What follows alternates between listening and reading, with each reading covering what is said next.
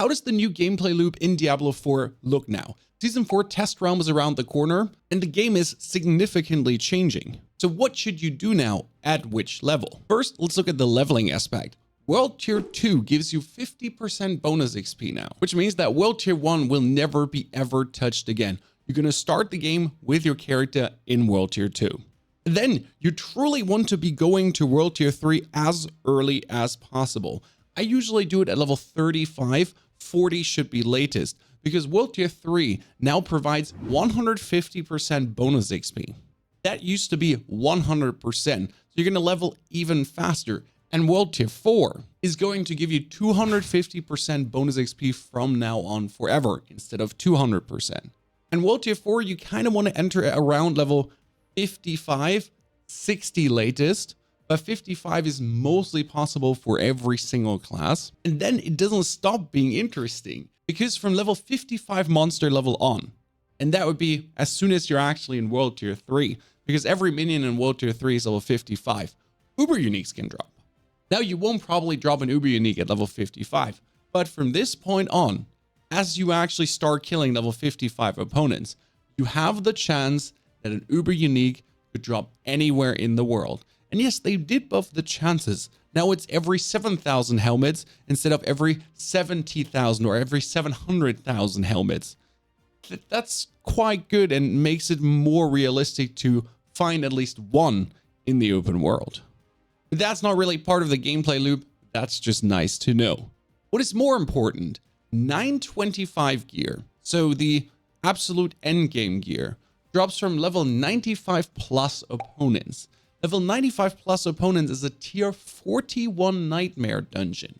And a tier 41 nightmare dungeon you can already clear with, depending on the seasonal mechanic, 75 to latest level 18. Now you could say that's too early. You shouldn't get 925 gear this early. But hold on.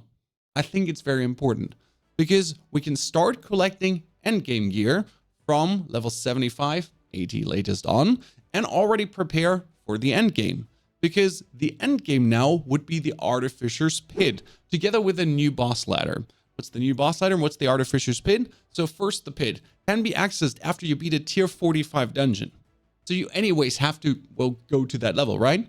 You beat a tier 45 dungeon, you go on a quest throughout the world to gather yourself rune stones, rune shards, and with that you can open up the pit. The pit is like greater rifts. You have a timer running, you have to beat minions in that timer, and then the boss, and this will give you resources to masterwork your equipment.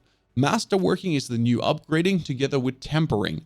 Tempering will be able to be done without the pit to add 2 more aspects to your weapon, whilst masterworking is needed to really take your item to the next level, to the ultimate super tier. And the pit goes for hundreds and hundreds of level. So it starts with level 100 opponents. And level 100 opponents, as we said, should be possible with latest level 18, that you're able to actually then start the pit. Now keep in mind that the pit is currently, as it seems, not giving your glyph XP. So you will have to do nightmare dungeons still to actually be able to go deeper in the pit, because we have to level up our glyphs.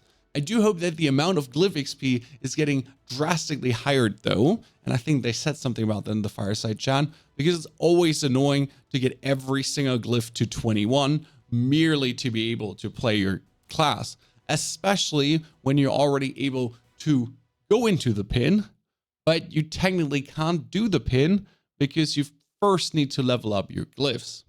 That being said though, the pit is absolutely mandatory to masterwork your gear, to essentially use the new crafting mechanics.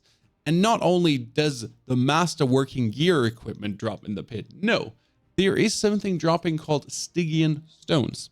And these Stygian stones are needed to summon the Nunu bosses. And the Nunu bosses are the old new bosses, but you can summon tormented versions of Varshan, Duriel, Dariel, Beast of Eyes, all the bosses in the boss ladder in Tormented. Tormented means level 200. Now, I wouldn't expect them to be like Uber Lilith, suddenly one-hitting everything, but they are going to be plenty strong. And yes, these Stygian stones you want to hoard until you're level 100, which is actually a cool thing because usually you reach level 100 and the game is over. Yes, you can do the gauntlet then, but there's nothing challenging to do anymore. Now, as we hit level 100, you have still the opportunity to masterwork temper to make even cooler gear, to go deeper into the pit, because as we said, the pit has hundreds and hundreds of level. And the deeper you go in the pit, the rarer the crafting materials get, because there's rare, sacred, and ancestral crafting materials for the masterworking. And let's be real, this is kind of like the new thing. So I personally want to see how deep I can get and how much more materials did this give. Because of a level 100 pit gives me essentially 20 times the resource of a level 50 pit. Well, then you're going to see me do the 100s and deeper below because I want to have as much masterworking material as possible. And well, I want to see if I have it, right? Does my build have it to go this low? Since the pit, compared to the Abattoir of Zir, doesn't need you to bang your head against the glyph, the Tears of Blood, to level it as much as possible, to put like 200 hours in that Tears of Blood, to even be remotely able to go deeper.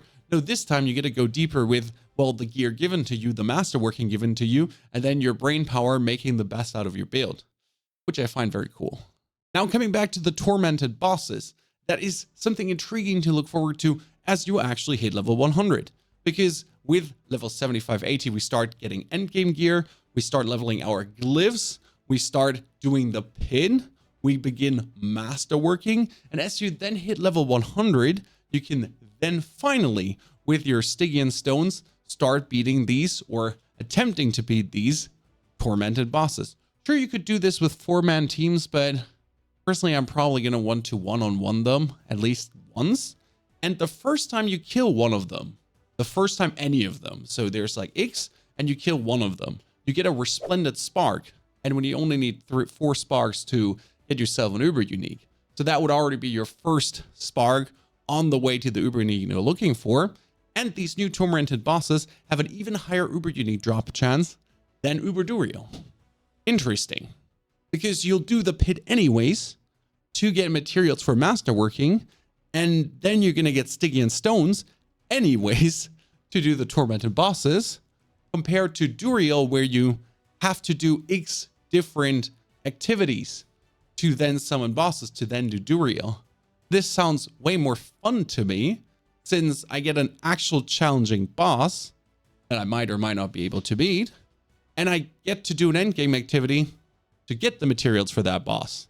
And I don't have to do a Helltide, even though the Helltide got reworked, to then kind of do an endgame activity. And all of the things I mentioned here right now are lacking one thing, because we don't know that yet, and that is the seasonal theme.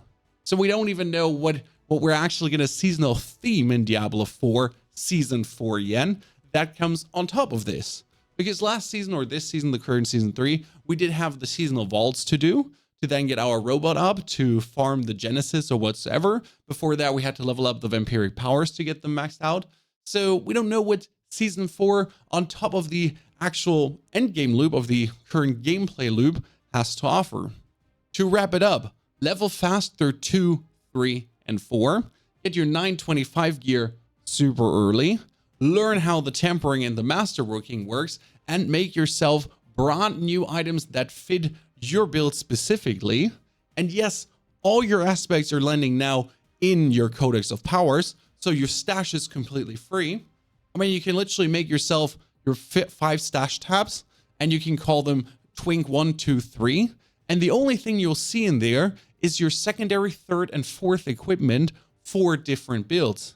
But you won't see there anymore 10 different aspects of whatsoever and whatso not and blah, and 20 items just being kept because you might need these aspects at some point. No, that is all in the Codex of Powers. And you don't have to stash that anymore. The stash is finally going to be for what it's used to be for the actual items that you need for different builds, potions, maybe gems, other uniques to swap into. Is going to be brilliant. I'm really looking forward to that.